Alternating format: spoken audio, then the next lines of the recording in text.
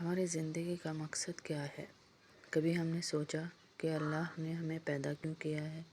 کیونکہ اللہ پاک تو قرآن پاک میں کہہ رہے ہیں أَفَحَسِبْتُمْ أَنَّمَا خَلَقْنَاكُمْ عَبَثًا وَأَنَّكُمْ إِلَيْنَا لَا تُرْجَعُونَ فَتَعَالَى اللَّهُ الْمَلِكُ الْحَقُّ لَا إِلَهَ إِلَّا هُوَ رَبُّ الْعَرْشِ الْكَرِيمِ۔ جی اللہ تو کہہ رہے کیا تم نے یہ گمان کر لیا، افحسبتم یہ گمان کر لیا کہ میں نے تمہیں بغیر فائدے کے ہی، بغیر مقصد کے ہی پیدا کر دیا ہے؟ کوئی مقصد نہیں ہے زندگی کا، آئے کھایا پیا سویا لڑے لڑائے رشتہ داریاں نبھائیں اور ختم؟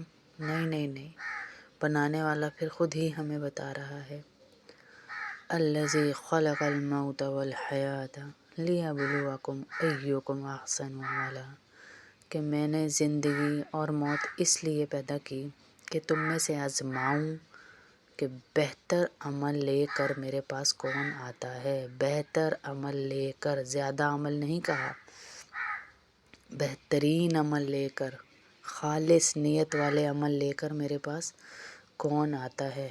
لیبلوکم تاکہ آزماؤں، ایکم کون لے کر آتا ہے میرے پاس اچھا عمل۔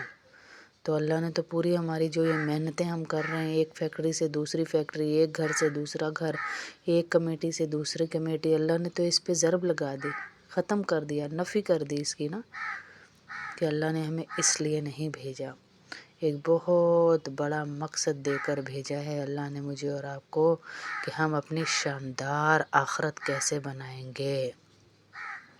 دنیا میں دنیا بنانے تھوڑی آئے ہیں، دنیا میں تو شاندار آخرت بنانے آئے ہیں ہم۔ یہاں تھوڑی سی غربت